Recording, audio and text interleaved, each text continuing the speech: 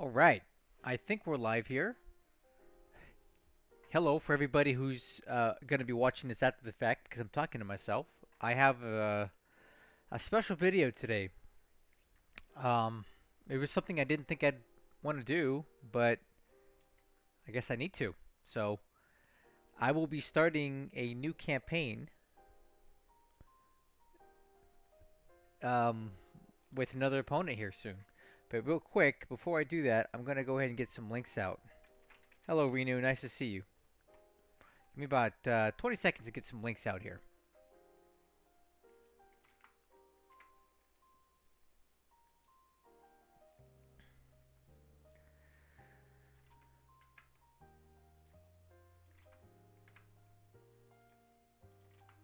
All right. Let's see. What do we got here? Uh, Mr. Landry. Nice to see you. All right. So let me go ahead and get on with the point here.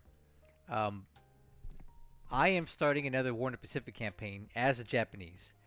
And the reason I'm doing that is because the turn production between Hellsen and I, which is my primary campaign, has really fallen off. We've been averaging 1, 2 turns a week, and it's just not enough for me. Initially, we were doing 3, 4, 5 turns a week, and that was great for me, but it just really fell off. And I think there's a few reasons for that. I think the main reason though is that Hellsen has a new job.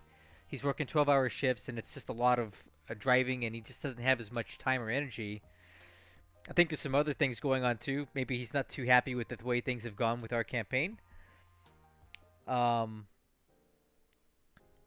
so he's just kind of slowed down, and I need something to do. I need to play. I love playing this game, and I don't like sitting around waiting for turns. So here's my new campaign, and here are the specifics. I will be playing Japan. My opponent, whose name is Macho Mandalf, and don't ask me what the heck that even means. I have no idea. He will be playing the Allies. This is Scenario 1 on version 11.26b. No mods, no variants, no BS. This is straight Scenario 1 goodness. Um, I'm playing Hellsen Scenario 2 because that's my first Japanese campaign. He offered it to me. I felt like I needed that crutch, but the more that I compare the Scenario 1 and Scenario 2, the more I realize how dirty I feel playing Scenario 2. Because in Scenario 1, the Japanese don't have anything. It's shocking. In fact, I'm very nervous about my opening turn. But we'll get to all that. Let me go over some of the basics so you guys know what we can expect here. Let's look at the house rules that we've decided on. So, if we take a look down here, here we go. These are the rules right here. Allied player can't make new task forces, but can give orders to task forces at sea. That's very standard. And he can order his land combat units in China from turn 1.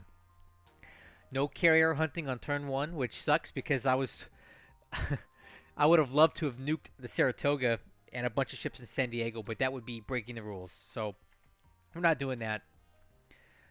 No super deep invasions, and I wish I hadn't agreed to this, but basically, I can't invade any bases more than 12 hexes away from a base I already have, with the exception of 2. And I had to bargain for this, so I want to invade Minato on turn 1, and I want to invade Rabal on turn 1. And I can do that, but those break the rules. So I had to ask for that. Um, and what I had to give up for that was giving him 5 submarines out of Manila. Because he somehow thinks I'm going to nuke every single submarine that he's got anyway, which is not true. But I had to give him 5 subs of his choosing out of Manila to allow me to land at bases that are outside that range. But it's worth it to me. No movement. Okay, this is something that's kind of contentious, and a lot of people don't really like it. But this is basically to keep people from doing single ship task forces when they're under attack, to screw up naval attacks and air attacks. So if there's multiple task forces breaking up in one hex, there has to be at least 3 ships minimum in there. All right. No movement in reserve mode. And this is something that I requested. No fighter training 15 hexes from the nearest enemy base. And this is to keep people from using that exploit where they put their fighters in training mode. So they avoid sweeps. They avoid sweeps, but they'll engage the oncoming bombers afterwards. And I think that's a hack. It's an exploit. So we've set a hard and fast rule that if you want to do fighter training, you have to do it 15 hexes away from an enemy base, and I think that's a fair distance away for that. Some people may not agree with that, but that's what I wanted. Okay. Night strat bombing limited to manpower attacks, and night airfield port strikes limited to 90% and above moonlight. Fine with that's fine. No 4-engine naval strikes below 10,000 feet. Exception being the 4-engine maritime patrol aircraft that allies get later on. Okay. We have to pay political points to move units that are restricted off the continent or out of Kwangtung Army. But we're allowed to use the little what do you call it? The political point discounts where you can pay 1/4 the price by changing the headquarters. I asked for that because I need these units out of Kwangtung, and I'm not going to spend full price for them. And it's the same for the Allies. They have a lot of units in the United States that they want to move abroad. They have to pay, but there's ways that they can do that. If you want to know how to save money on political points, I've got a video up on that. Okay, no bombing Chinese industry pre-1943. And this is the last rule, which I really don't like, but he was whining so much about this. So, no air orders to any aircraft except the Chinese Air Force and the Malayan Air Forces. And this is pertaining to the Allies. He wanted to be able to give all of the air units on the map orders from turn 1. And I told him to get lost, because I'm sorry, but no Japanese player is going to agree to that. Because it just breaks the game, in my opinion, right? It gets rid of the surprise attack. But he was whining so bad. So I went ahead and allowed him to have orders for the Malayan Air Force. Quite honestly, I don't think that's that big of a deal. Hopefully he puts them all to work and I can just shoot down more of them on turn 1. So he gets to give air orders to all the Malayan Air Force aircraft. No issues at all. The rest of them have to use their default orders that they get from turn 1 with the exception of China. So those are our rules set. Okay. Now, I want to talk briefly about research and development. This is my plan. I don't know if you guys can see that. Oh, Reno. All right. That's a great question. So the chat asks, are there going to be landings on non-base hexes? Well, yes. But he told me whatever I do, he's going to do back to me. And I don't really care. So, yes, off-base landings are permitted. And I will be using one for this campaign. And I don't really care. He can do them to me if he wants. Hopefully, we don't get past 1942 with this thing, and it won't matter. But off-base landings are allowed, but discouraged. I guess that's the best way I can put it. Good question. Okay. Research and development. This is one of the things about Scenario 1 that I did not realize was so restrictive. They don't have nearly as many R&D, engine production, aircraft, all that stuff is just limited. So this is my plan. I don't know if you guys can read it, but basically we're going to do... we have 20 R&D factories, and I'm going to do... Well, 20 factories total. R&D included for engines. So I'm going to do 4 HA-43s and 5 HA-45s and 3 for HA-35s, 2 for HA-34s, and a couple others. If you guys can read it, it's right here. Okay, this is R&D right here. This is my entire plan. Let me see if I can zoom in so you guys can see it better. All right. Let me make this bigger for you guys. This is my R&D plan. The Japanese on Scenario 1 get 77 R&D factories. And this is what I'm going to go heavy in. I had to kind of skimp compared to what I did in Scenario 2, but this should hopefully be okay. Right, you guys can always stop and look at this later on if you want. Or you can ask me in Discord, and I'll be happy to share this for you there. And lastly, this is my aircraft production plan from the start of the campaign. We're going to do 3 zero factories for a total production target of 120. I'm going very heavy into Jakes because I'm going to need them for my seaplane training facilities. I'll definitely need a lot of Jakes for that. 10 Glens to use up these Amakaze engines because you get a bunch of them. Might as well build a very slow production run of Glens. Betty's 40 a month. Mavis is 20 a month. The KI 21 2A Sally's we're doing 60 a month because I am expecting a lot of losses here. But this is not going to go very long because once the KI 49 Helen comes aboard, the 2A has armor, so we'll be swapping out our Sally units with Helen units later on. But so till about mid 1942, we'll be running these 2A Sallies. Okay, going 3 factories for the Oscar 1C because I have a lot of Nate units that need to have these aircraft replaced. So that's what we're going to do with that. One factory building 30 Dinas a month to Dina 2s. One Topsy factory, which is doing the Topsy 1, 14 a month to burn up these HA5 engines because you have 101 of them to start. So I figured this will get us to when the Topsy 2 automatically arrives, and that uses a different engine entirely.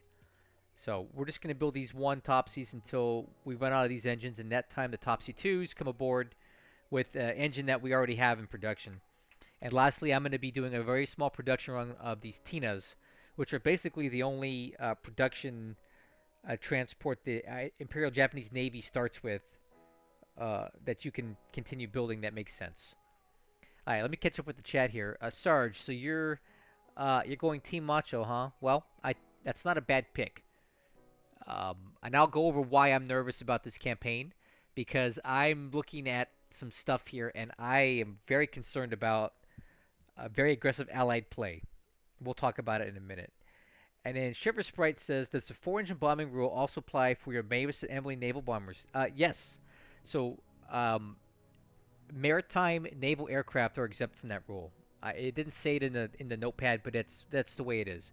So my Mavises, my Emily's, and his Mariners, I think they're called, or whatever he gets, those can do low altitude attacks. The Dutch Dornier 24s, they can go as low as they want. We're talking 4-engine heavy bombers like the B-24, the B-17, B-29s. I don't want to get carpet bombed by a bunch of B-17s flying at 100 feet. So that's what the rule pertains to, is basically allied 4-engine heavy bombers. Maritime aircraft are exempt from altitude restrictions. Good question. Okay. So I've already got all that stuff set up. So if you look at my industry, I have everything set up here. I have repairs off for everything except the factories that we're expanding, right? Got engines all programmed in as much as I can. Aircraft R&D, and I'm doing some very small increases to get my naval shipyard up to 1,500. We're expanding vehicle production. And that's basically it to start off for industry for the Japan. But it's all done. Now, let's talk about some concerns that I have for this campaign. So, I have been seeing lately very aggressive allied players. And whoever thinks that the allies are in a very strong position from the start of the campaign, you have no idea what you're talking about, because they have tons of resources available right from the start. They can do a lot of damage. You know what? Hold on. Let's turn this music off. I've had enough. Alright. The allies have a lot of tools at their disposal. Let's name a few. And you know what? Let me bust out my epic pen here so I can show you guys what I'm talking about. Hold on. Here are my big concerns for the start of the campaign. Stand by. Alright. This is what I'm worried about. Very worried about.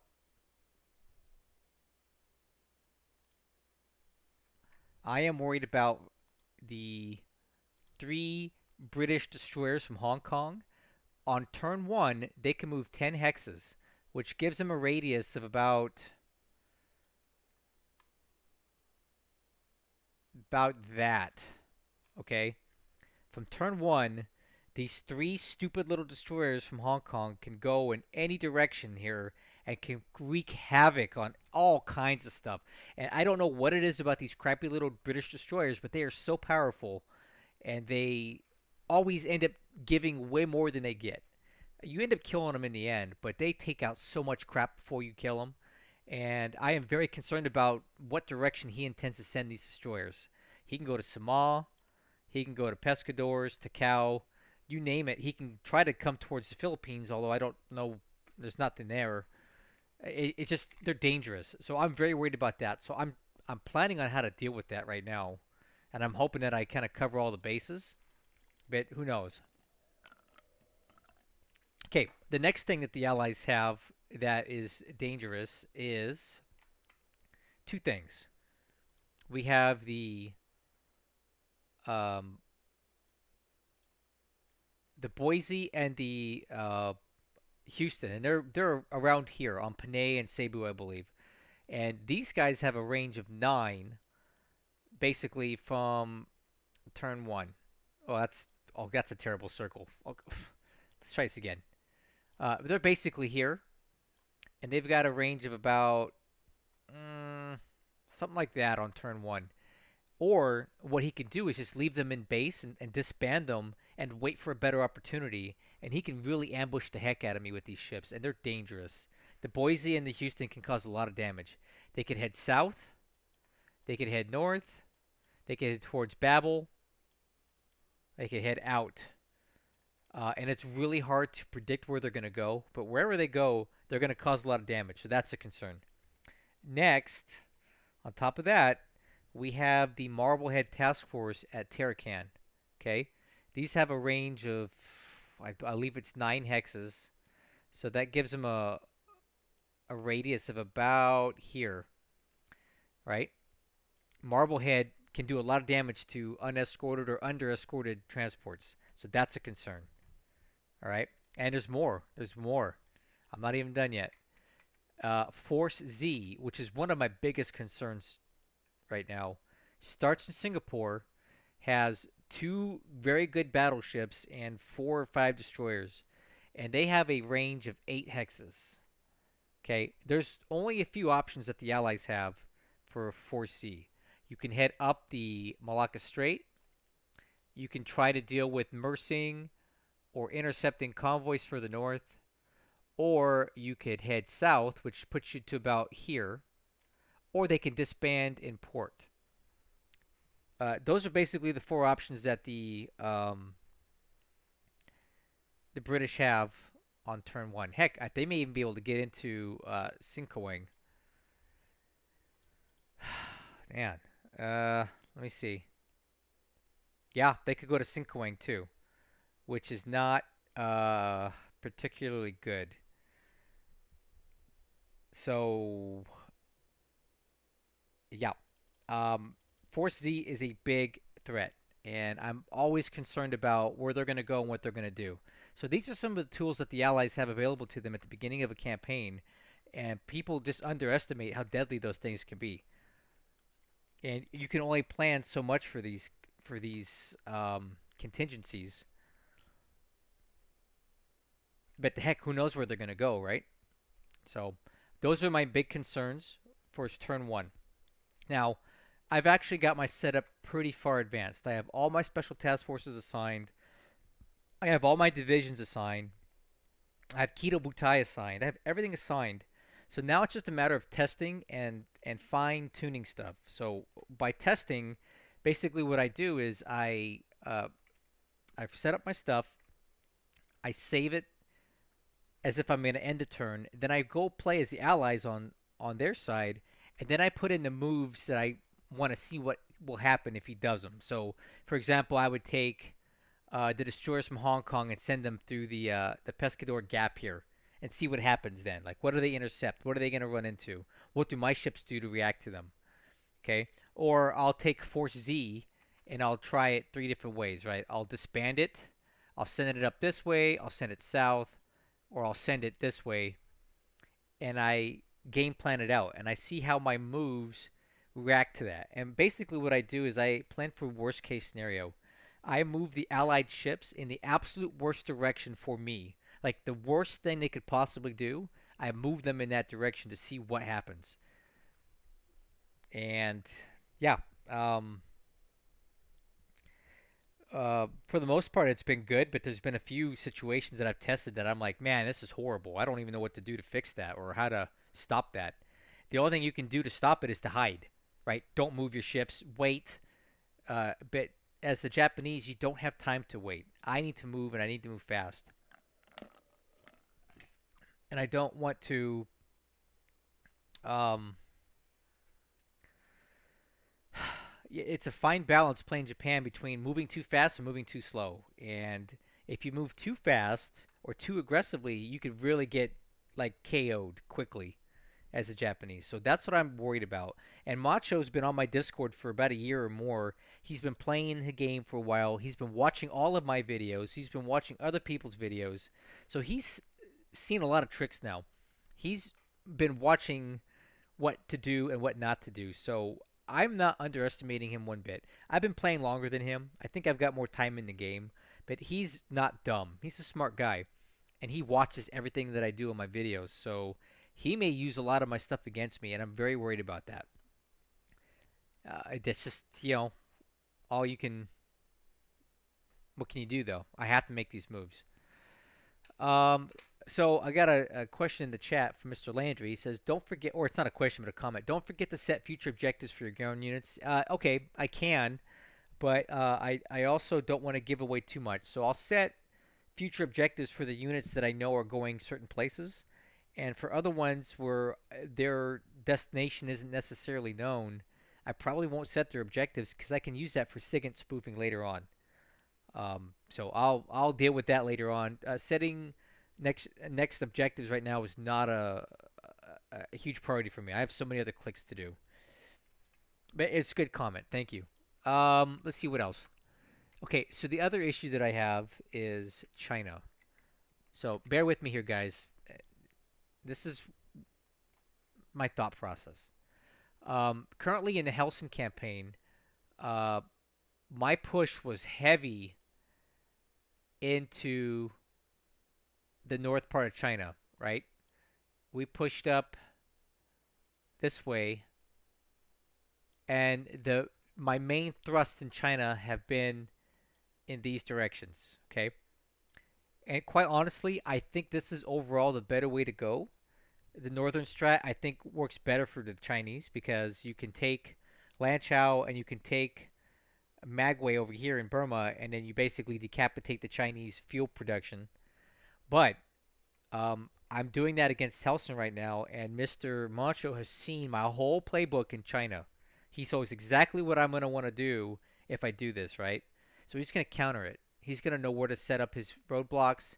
He's going to know where to fight and where not to fight, because if I do the exact same thing that I'm doing against Hellsen, he's seen it already. He's watched all of my videos. So I can't do that. So I've been exploring a new Chinese strat. Now, when I say new, it's new as in it's new to me. I'm sure it's been done before, but I'm a little concerned about it. I don't know how it's going to work. All right. What I was considering, and again, I'm not sold on it yet, and I'm debating it, is more of a central kind of strategy, right? So what I was thinking was instead of going hard to the north, I want to go hard. Let me rephrase that. I want to make a strong push somewhere like this. I don't know if you guys can see my drawings here. I want to try to go this way instead of coming in this way because I know that Macho's gonna like just build this whole area up to keep me from breaking in this way, right? Because he's seen me do that. So I need to try another way. But I'm worried about this particular way because there is a lot of Chinese troops in this part of China that could head north and disrupt this whole push. And we have a lot of major roads all the way this way.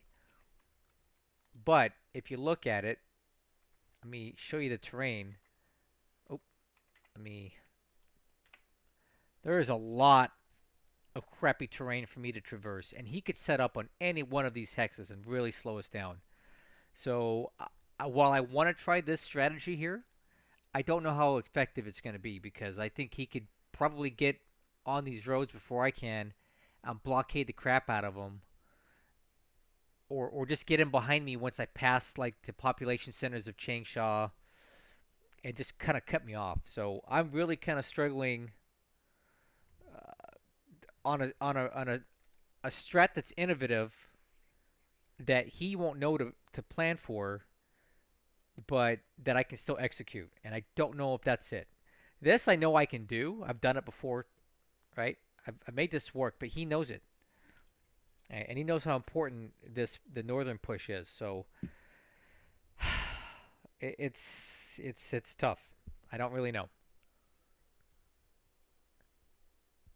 I don't really know what to do. So I'm going to keep thinking on this, but this is the thing that's keeping me up at night more than anything else is my Chinese strat because to me, to win this game, you have to have China. You got to have it and you got to win here.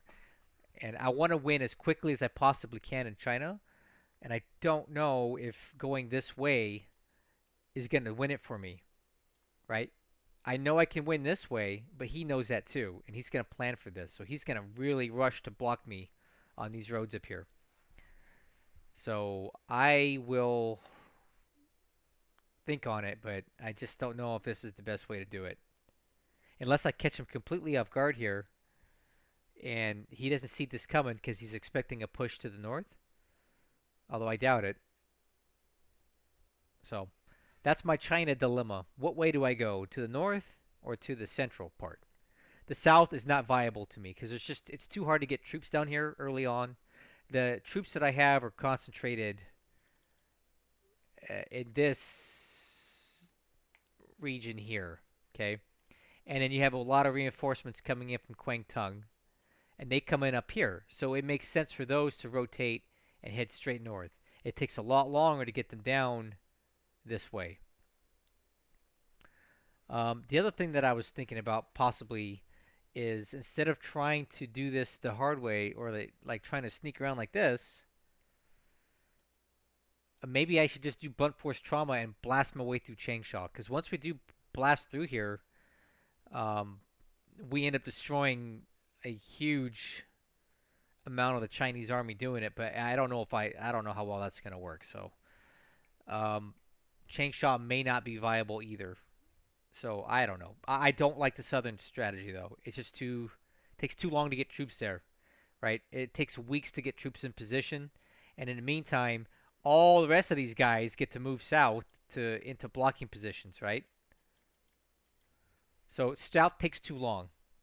Central is fraught with bad terrain, and the north is been done before, and he knows it. So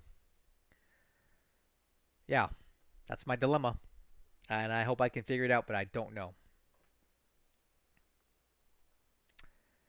All right, so I that's really basically it. So that's it. We got scenario one, straight up 26B, no mods, no variants. Playing the Japanese, he's playing the Allies. I will tell you this: he will be a lot more active than Hellsen early on.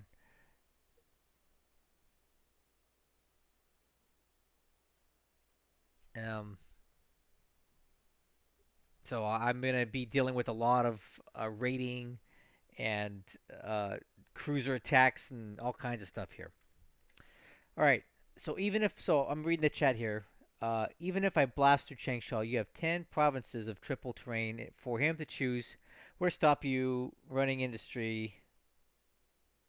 Yeah, I don't know if I like this, to be honest with you.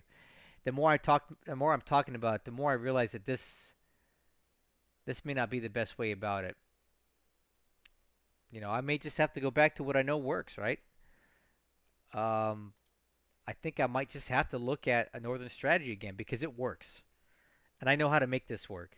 And if we move fast enough, um, if I move fast enough, I could probably just get ahead of him and overwhelm him, and uh, you know, just just blast through it. So I'll keep it all in mind.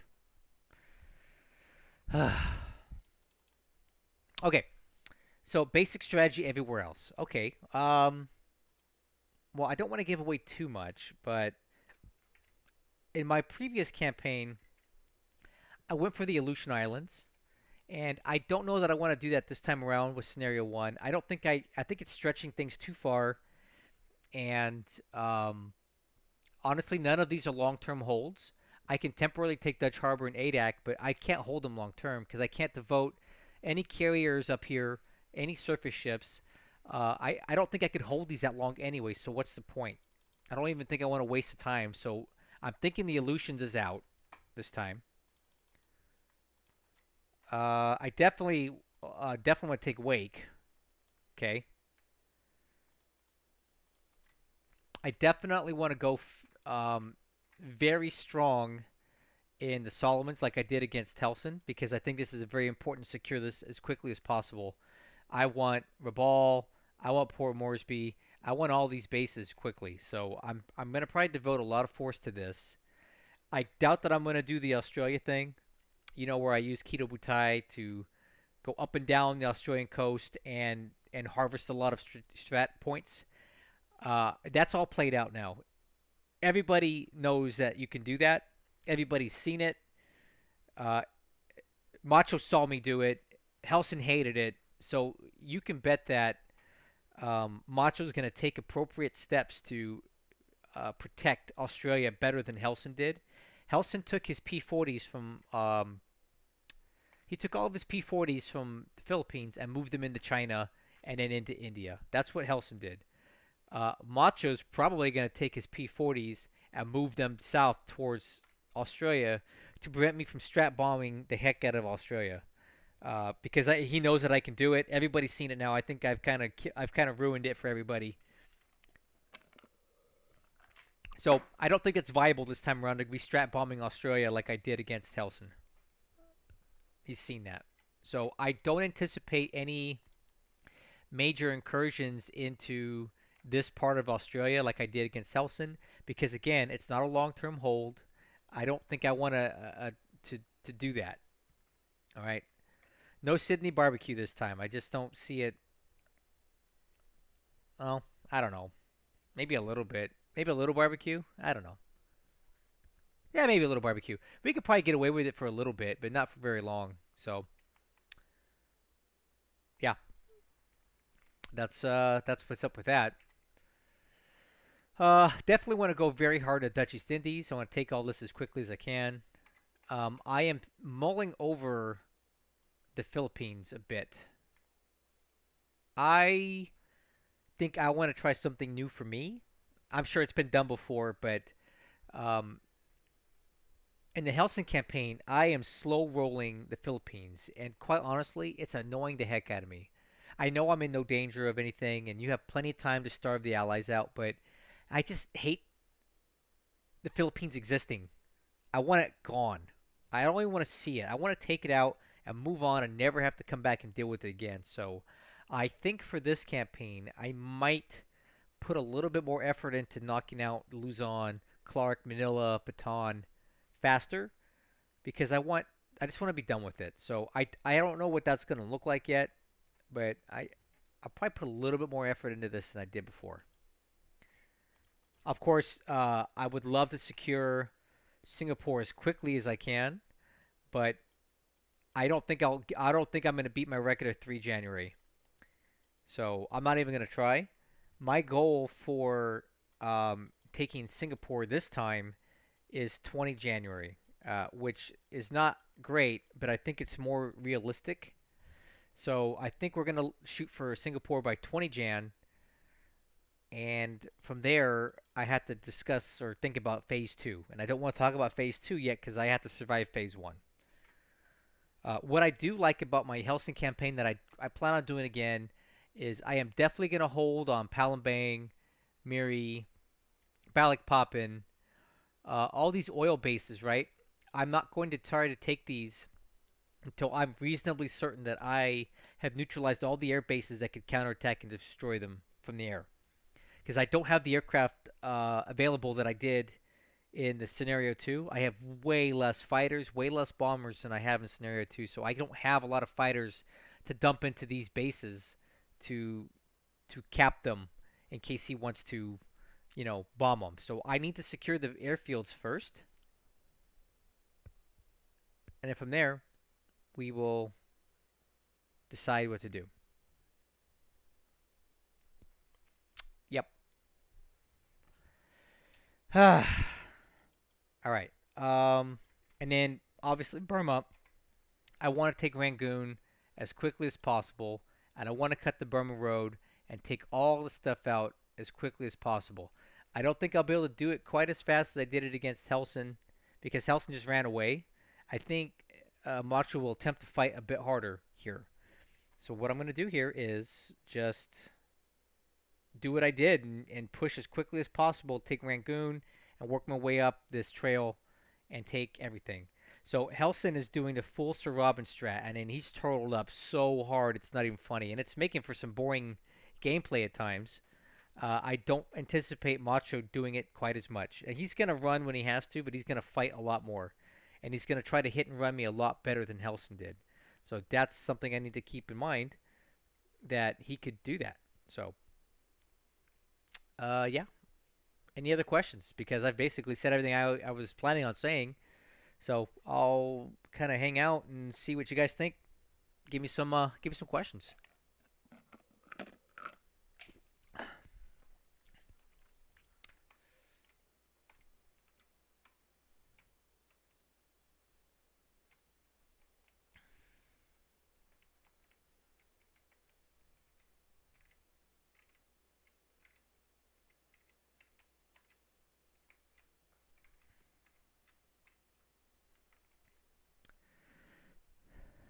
Nope. Oh, turnover. Oh, good question, Renew. It's a great question actually. This campaign. Yes, we already went over house rules, Bradley. You can watch it after the fact. They're at the beginning of the video. You can read that. You can just kind of start the video over when we're done, and you can read them. But we definitely have some. Turnover. Reno, great question. For this campaign, it is not my intention to do daily videos at all. Um, because Hellsen is still my primary campaign and the one that I want to put my most effort into. I will always prioritize the Hellsen turns first because I committed to him first, right? I told him that that was going to be my primary campaign and all of my effort will go towards that. He's slowed down the turn production to a crawl, so I gotta do what I gotta do. But his turns will always get videos. These ones I haven't decided exactly what I'm gonna do.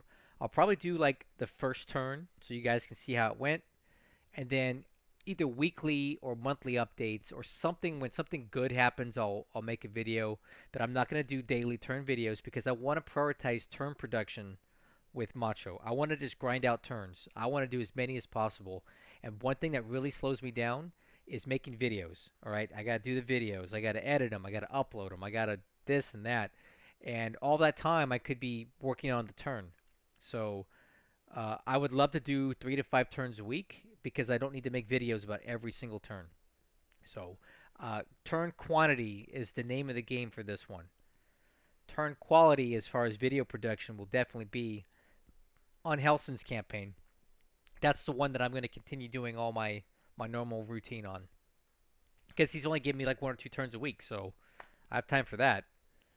But another great question. So thank you so much for that one. Any other questions? Tell you what, while you guys are thinking of any, I'll go ahead and get the house rules back up for Bradley to read again. So here we go. They're going to be right here. If you have any questions about them, I'll be happy to answer them. 6, 7, 8, 9, 10. One rule that is not mentioned here, which I've had in other campaigns, is a rule about paratroopers. Uh, he's not overly concerned about fragments of paratroops like Hellsen is. With the Hellsen campaign, I can only use basically one parachute unit in one location at a time before they either all have to show up or I have to recombine them and start over again. Uh, Macho's not as concerned about it, but he recently got by another opponent that he's playing that has been sprinkling paratroopers all over the place. I mean, he's dropping little tiny fragments here, there, everywhere, and it's honestly kind of silly. And he said, I don't like that. So I told him I would make a gentleman's agreement with him that I won't use more than three paratroop fragments at a time on the map. So, meaning, if I have one parachute regiment, I can drop it on three different bases maximum, no more. Or else you just start sprinkling single squads all over the place, and it's just stupid. So, the max that I'll ever use, and it's a gentleman's agreement and not a rule, is three fragments of a paratroop unit um, at the most.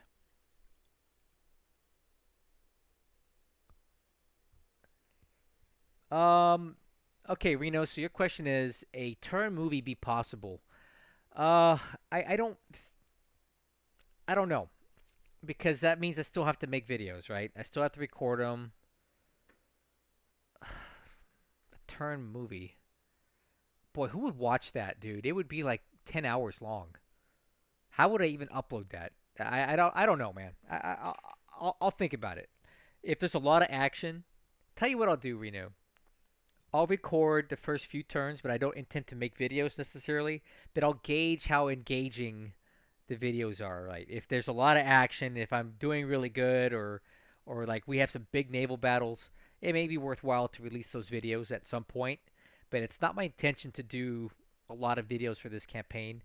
The only thing that would change that is if Hellsen quits on me or drops out or surrenders and that campaign is done. This one will become my primary after that because I have nothing else. So unless Hellsen quits on me, that's still going to be my main video outlet, and this is just going to be a secondary thing.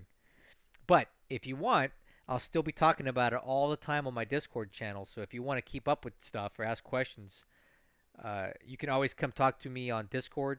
I have a separate thread in my channel for in my little uh, Discord channel for my campaigns just for this one. So if you want like real time updates, you can just ask me on Discord, and I'll be happy to answer them there. But I am definitely not inclined at this point to do a lot of turn videos for this.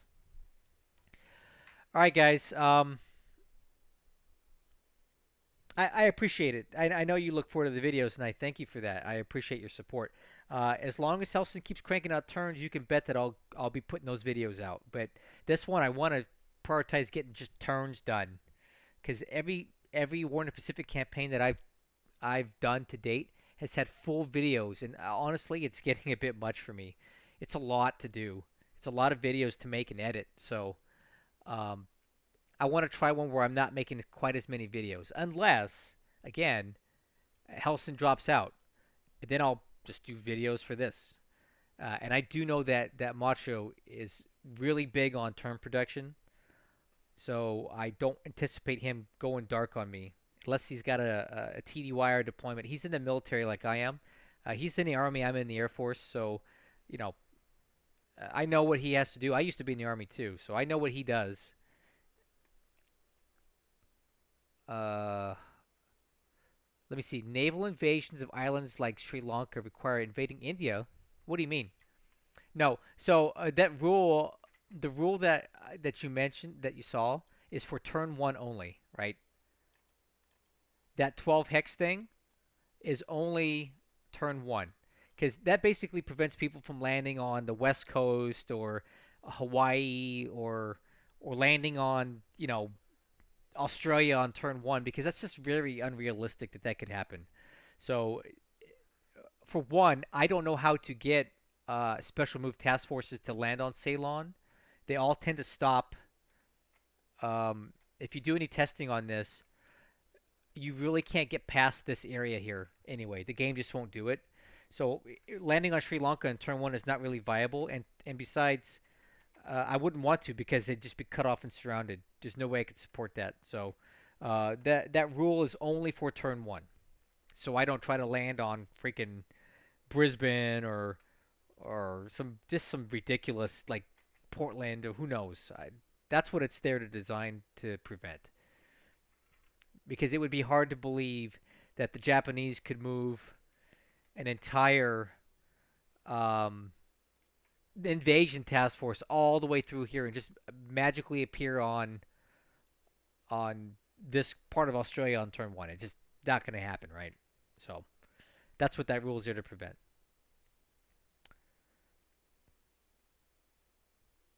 Anything else?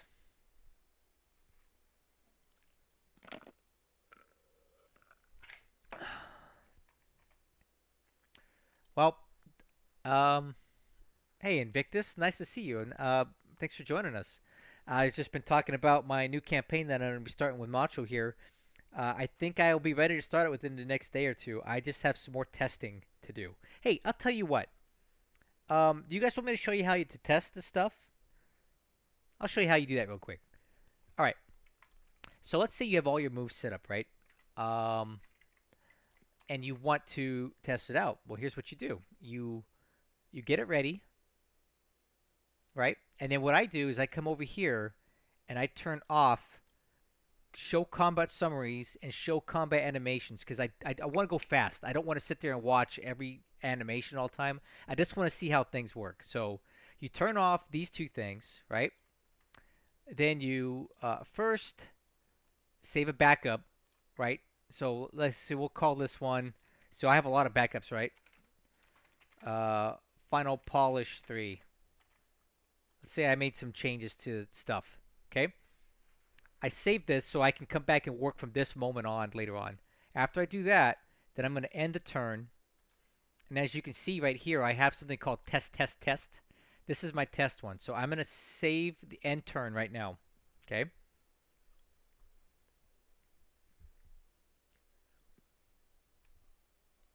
And then we exit. Now I go back to my email game and I select that test game, and now it's going to ask you as if you're the allied player getting the turn for the first time, and it's going to say select player 2 password. I just put number 1. All right, so here's what that does. Now I'm the allied player, and here's what I would do. I would take let's say I want to test out some stuff, so let's see what happens when I move these guys. Let's send a Minato. I don't even know. They probably won't even get there, right? So I would just like I would enter the moves that I want the allies to do or not do to see what they do to me. I would take Force Z and I'd say, tell you what, let's move Force C up to Colombo. Let's see what happens when it goes up the Strait of Malacca, right? So then I would set it to like full speed, all that stuff, right? And you basically take the allied units and you move them in the places that would hurt you the most and see what it does to you. And then you do that for all the allied and you got and make sure you follow the rules that you have for your own campaign, right? Don't break rules. Follow the rules that you got, but program the allies to do the worst case scenario to you. Okay. All right. And once you do that, right? Or let's see. There's okay. So the Houston is at Elo. What is it?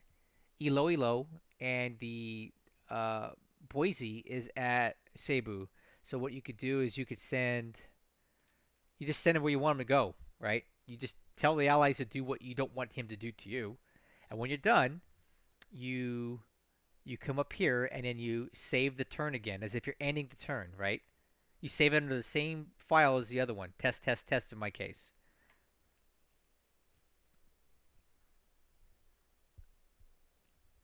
All right, then that's done.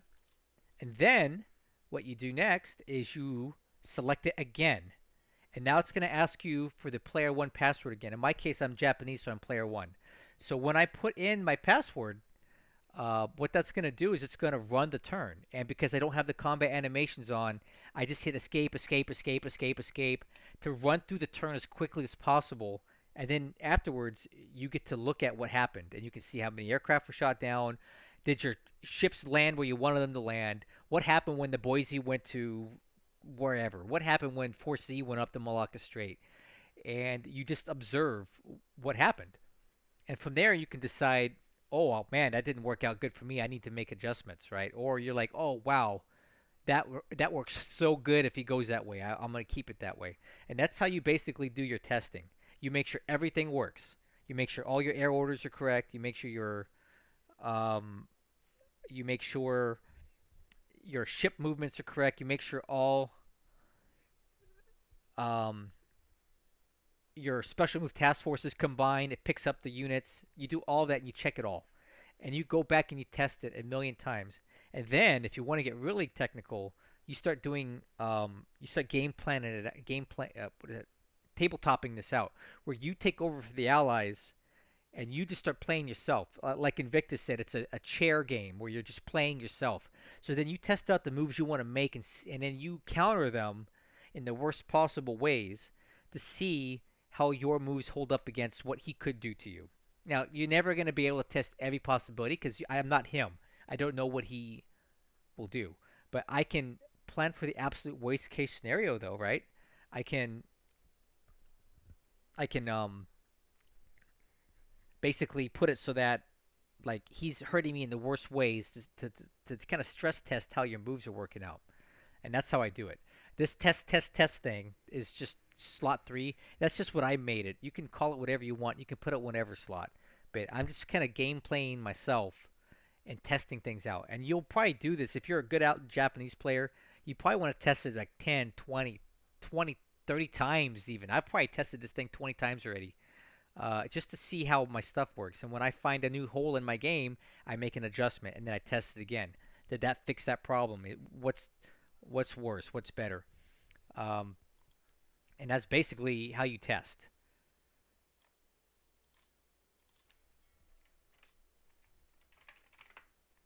Oh, I put the wrong password in. Hold on. I gotta pause this because I want you guys to see my password. I can't. Oh, never mind. I'll just type it really fast. No, I'm not gonna type it really fast. Um, let's just go. Let's do this. All right. Anyway, I think that's all I have to say at this time. If there are any more questions, by all means, please ask. But if I don't get another question here in the next 20 seconds or so, I think I'm gonna go ahead and just end this. So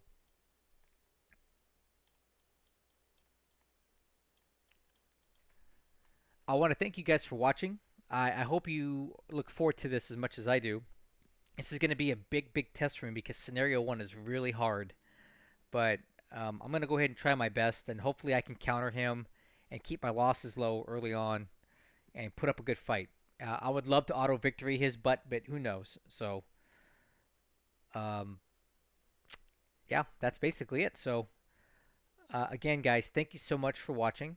And if you have any more questions, please come over to Discord. I'll be happy to answer them there. And just stay tuned. As soon as we run the first turn, I will um, put on YouTube so you guys can see how it went. And then if there's nothing else, I will tell you guys bye and thank you.